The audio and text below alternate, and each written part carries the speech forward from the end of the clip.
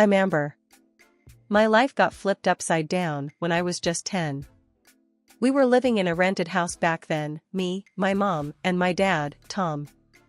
Dreams of a home we could call our own were often dinner table talk, but that was before everything went south. Then, it happened. My mom passed away. It was like our family's heart got ripped out, but it seemed like Dad's heart healed way too fast.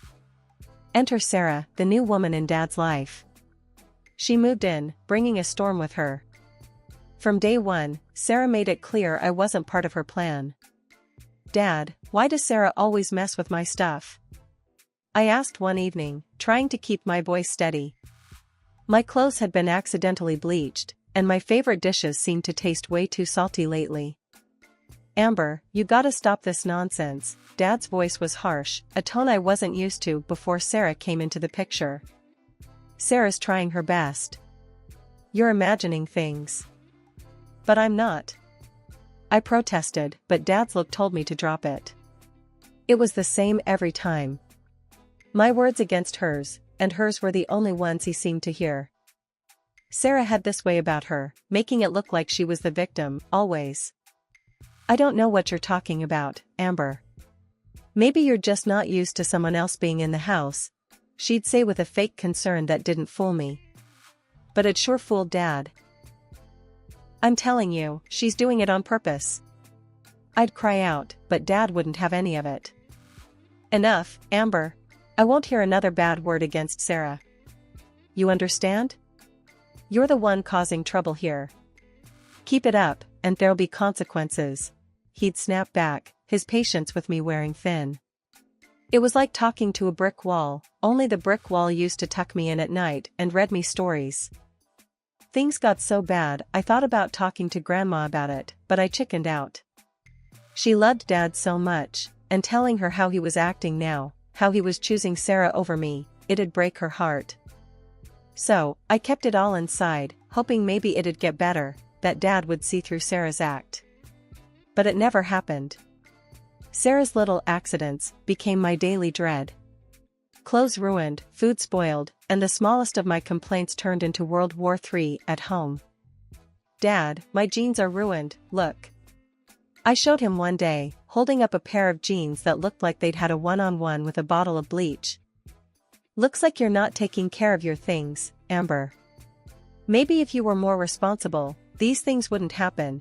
Dad dismissed it like it was nothing, Sarah smirking over his shoulder. It was a losing battle, talking to him. My words bounced off him like they were nothing. It hurt, you know? Realizing that the superhero dad I grew up admiring was now firmly on the villain's side. My complaints, my feelings, they meant nothing to him anymore. Sarah had twisted our world around her finger, and I was the only one who seemed to see it. That's how it began, the story of my shattered family. A tale of loss, not just of my mom, but of the father I thought I knew. It's a story I never thought I'd have to tell, but here we are. And trust me, it's only the beginning. Living with Dad and Sarah was like being stuck in a never-ending nightmare. From the moment Sarah stepped into our lives, things took a turn for the worse. But it wasn't just the constant belittling and sabotage that got to me, it was Dad's blind loyalty to her, no matter what. I learned pretty quickly that complaining to Dad was about as useful as talking to a brick wall. Every time I brought up Sarah's antics, he'd brush it off like it was nothing, or worse, accuse me of making things up. "Stop trying to cause trouble, Amber," he'd snap, his voice like ice. So, I learned to keep my mouth shut and bear the brunt of Sarah's cruelty alone. But it wasn't easy, not when every day felt like a battle just to survive in my own home. The only reprieve came when Grandma came to visit. She lived in another city, so her visits were rare, but cherished. Whenever she was around, Sarah turned into a whole different person. Suddenly, she was all smiles, cooking up a storm and dressing me in the fanciest clothes, like I was some kind of princess. It made my stomach churn, seeing her act all sweet when I knew the truth. "Isn't Sarah just the sweetest thing?" Grandma would coo, her eyes sparkling with affection. I'd force a smile, nodding along even though I felt sick to my stomach. "Yeah, she's something all right," I'd mumble, trying to ignore the knot of resentment building in my chest. But behind Grandma's back, Sarah was a whole different story. She'd go from sugar sweet to ice cold in the blink of an eye, her words like daggers aimed straight at my heart. And Dad? He was none the wiser, too blinded by Sarah's charms to see the truth. "Here, Tom, I brought some money for Amber," Grandma would say, handing Dad an envelope stuffed with cash. But guess who never saw a penny of it? That's right, yours truly. Dad and Sarah would pocket the money faster than you could say greedy, spending it on themselves, while I scraped by with whatever scraps they threw my way. And Sarah's cruelty only got worse with time. When Dad wasn't looking, she'd lay into me, leaving bruises hidden under long sleeves and forced smiles. I became an expert at covering up the evidence, hiding the marks with clothes and makeup like it was second nature. "Why do you always wear long sleeves, Amber?" Dad asked one day, eyeing me suspiciously over the breakfast table. "Just like the look, Dad," I lied through my teeth, praying he'd buy it. He grunted in response, turning back to his newspaper without another word. But I could feel the weight of his disappointment like a lead balloon in the pit of my stomach. The days dragged on like a slow-motion train wreck, each one worse than the last. Sarah's cruel jabs and Dad's blind eye left me feeling like I was drowning in a sea of despair. But little did I know, the turning point was lurking just around the corner, ready to shake things up in ways I never imagined. It was a scorching afternoon, the kind where even the air felt heavy with heat. I sat in my desk at school, trying to focus on the lesson while hiding the bruises Sarah had left on my arms. But Mrs. Thompson wasn't one to let things slide. "Amber, why are you wearing long sleeves in this heat?" she asked, her brow furrowed with concern. I shifted uncomfortably in my seat, scrambling for an excuse. I got cold last night," I mumbled, hoping she wouldn't press the issue. But Mrs. Thompson wasn't buying it, not for a second. "Amber, I can see the bruises. You can't keep covering for whoever's hurting you. You need to speak up." My heart hammered in my chest as I searched for a response. But before I could say anything, Mrs. Thompson was already picking up the phone, dialing Dad's number with a determined look in her eye. The tension in the room was palpable as Mrs. Thompson explained the situation to Dad, her voice firm and unwavering. I held my breath, waiting for his reaction. And then, like a whirlwind, Dad stormed into the school, his face twisted with anger. "What the hell is going on, Amber?" he demanded, his voice echoing through the hallway. I tried to explain, to make him see the truth, but he wouldn't listen. Instead, he grabbed me roughly by the arm and dragged me out of the school, his grip like a vice. We drove home in silence, the tension thick enough to cut with a knife. When we finally arrived, Sarah was waiting for us, her expression a mix of curiosity and disdain. Well, what do we have here?" she sneered, her eyes flicking over me with disdain. Dad didn't waste any time. He launched into a tirade, accusing me of embarrassing him and making up lies about our family. I tried to defend myself, to make him understand, but it was like talking to a brick wall. "You're a disgrace, Amber," he spat, his words like a slap in the face. Alone in my room, tears streaming down my cheeks, I realized something. I couldn't rely on them anymore. I had to stand up for myself, to find the strength to break free from their toxic grasp. After a few hours of me being locked away in my room, Dad came knocking, his tone unusually calm but still laced with a cold sternness. "Amber, we need to talk. Now." I hesitated but knew better than to keep him waiting. Dragging myself out of bed, I found Sarah and Dad sitting at the dining table, their expressions stern and unwelcoming. "Sit down," Dad commanded, pointing to the empty chair opposite them. I obeyed, my heart sinking as I prepared myself for whatever was coming next. Dad cleared his throat, his gaze fixed on me like I was some sort of defendant in court. "Your stepmom and I have been talking. We're sick and tired of your stories and accusations. It's got to stop, Amber." Sarah chimed in, her voice dripping with fake concern. "We only want what's best for you, dear. But spreading lies and trying to tear this family apart is not the way. Dad's voice hardened. If you keep this up, telling these tall tales about Sarah, there's only one way this is going to end. We'll have no choice but to send you away. To an orphanage. The word hit me like a ton of bricks. Orphanage? Were they serious? My own family sending me away because I was a problem? Think about your behavior, Amber. This is your last warning, Dad added before dismissing me with a wave of his hand. Go to your room. Stunned and defeated, I retreated back to my room, their words echoing in my mind. The threat of being sent away was terrifying, yet it also ignited something in me, a determination not to let them break me, no matter what. The echo of my heart pounding was the only sound filling my ears as I dialed Grandma's number. The phone felt slippery in my sweat-dampened palms, a lifeline in the midst of the storm that had become my life. When she answered, her voice was like a beacon in the darkness. Grandma, it's me, Amber. I stammered out, trying to keep my voice steady. I need your help. What's wrong, dear? Her voice was laced with concern, cutting through the fear that had wrapped itself around me. Through choked sobs, I laid bare the truth of my existence under Dad and Sarah's roof. The hidden bruises, the whispered threats, their plan to discard me like an unwanted toy to an orphanage. Grandma's response was swift and decisive. Stay put, Amber. I'm on my way. Hours later, she was at our door, her presence commanding the room like a storm. Dad tried to block her path, puffing up in a display of authority he hadn't earned. You can't just take her, Mom. I'm her father, for God's sake.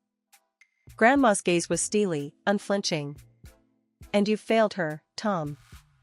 I won't let you destroy her life. Sarah, ever the snake, tried to slither in with her venom. She's making it all up. It's all attention-seeking. I've seen the bruises, Sarah.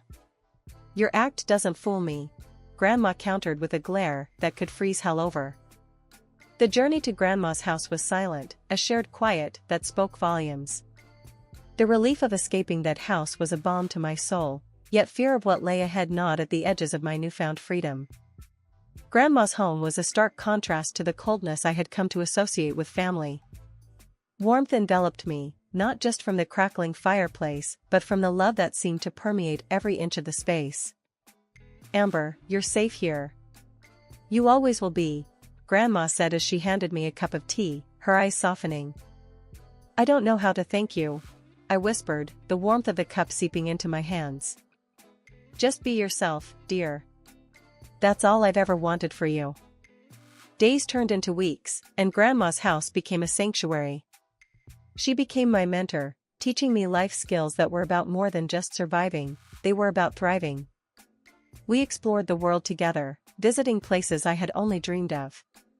Each trip was an adventure, a chance to see the world through eyes unclouded by pain. On my 16th birthday, Grandma handed me a beautifully wrapped package. Inside was a professional camera, sleek and powerful. Your eyes see the world in a unique way, Amber. Capture it, share it, live it. Photography wasn't just a hobby, it was a lifeline. It gave me purpose, a sense of identity that I had lost in the shadows of my past.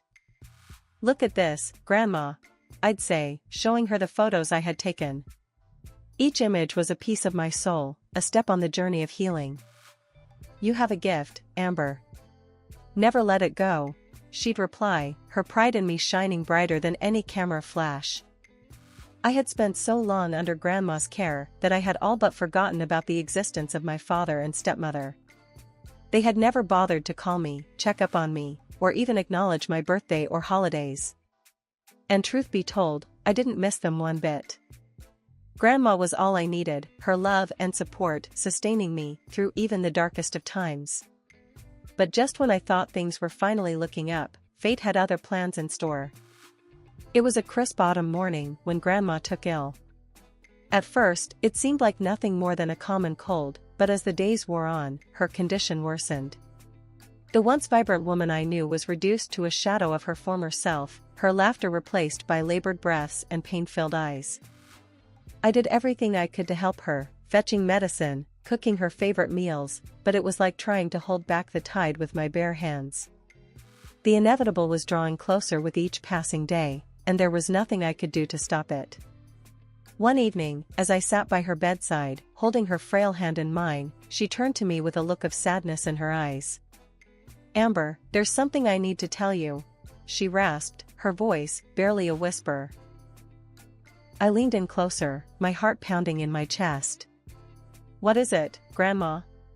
You can tell me anything." She took a shaky breath, her grip on my hand tightening. "I'm not going to be around much longer, dear. But I want you to know that I'm proud of you. You've grown into such a strong, independent woman, and I know you're going to do great things." Tears welled up in my eyes as I squeezed her hand tighter. "I don't know what I'm going to do without you, Grandma. You've always been there for me, through thick and thin." She smiled weakly, her eyes brimming with love. "You'll always have me in your heart, Amber. And remember, you're never alone as long as you have the memories we've shared." That night, as I lay in bed, listening to the steady rhythm of Grandma's breathing, I couldn't help but feel a sense of loss creeping over me.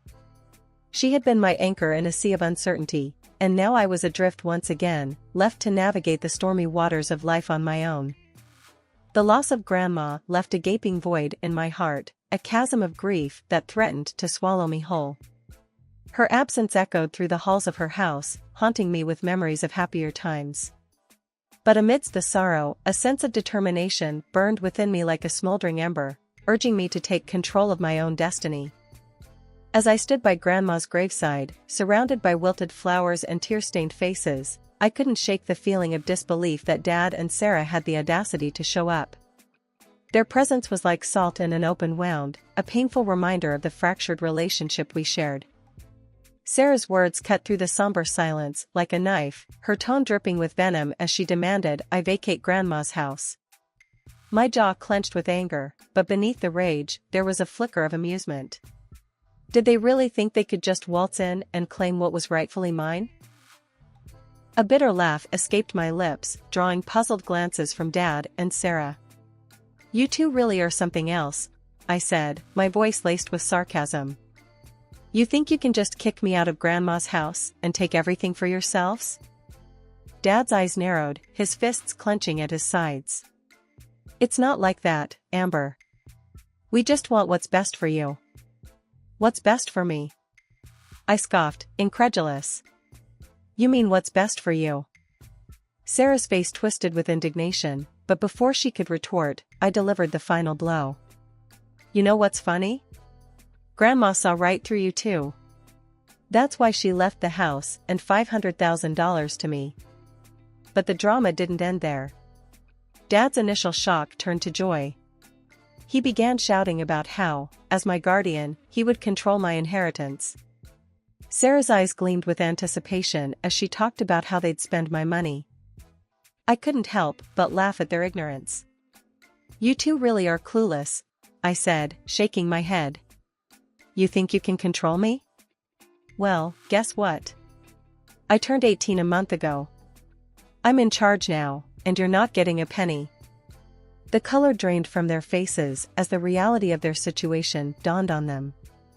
Dad's attempts to regain control were feeble at best, his protests falling on deaf ears as I stood my ground. "You can't do this to us, Amber," Dad pleaded, his voice tinged with desperation. I met his gaze with steely resolve. "I'm not doing anything to you, Dad. You did this to yourselves." And with that, I showed them the door, cutting ties with them once and for all. As they slunk away, defeated, I felt a sense of liberation wash over me. For the first time in my life, I was truly free from their manipulation, free from their cruelty, free to live my life on my own terms. The house felt empty, but it was a good kind of emptiness, like a blank canvas ready for a new painting. I knew I had a lot of work ahead of me, but for the first time, I felt like I was truly in control of my life. I decided to start fresh, to renovate the house and make it my own. The first order of business was to clear out all the old furniture and repaint the walls. I called up a friend, Jamie, who was handy with renovations. Hey, Jamie, you busy this weekend? I asked when she picked up the phone. Depends, what's up? Jamie replied, her interest piqued. I'm redoing the house. Need some help painting and moving stuff. Plus, I could really use the company, I said, hoping she'd say yes. You had me at redoing the house. I'm in. Need to escape my own chaos here, Jamie said with a laugh. Jamie came over the next day, armed with paintbrushes, rollers, and a playlist that could keep us motivated for hours. We started in the living room, deciding on a bright, cheerful color to replace the dull beige that had been there for years. As we painted, Jamie turned to me, a mischievous glint in her eye. So, this house is all yours now, huh? Planning any wild parties? I laughed, dipping my roller back into the paint. Wild parties? With my 2 friends? Please, we'd be asleep by 10. Speak for yourself. I'm a party animal, Jamie protested, flicking a bit of paint my way. The day turned into evening, and before we knew it, the room had transformed. The new color made the space feel warm and inviting, a reflection of the new start I was craving. The following weeks were a blur of activity. I fixed up the kitchen, updated the bathroom, and even started a small garden in the backyard. The house began to feel like a home, a place where I could heal and grow. One evening, as I sat on the newly installed deck, admiring the sunset, my neighbor, Mr. Henderson, called out from over the fence. Place is looking good, Amber. You've been working hard.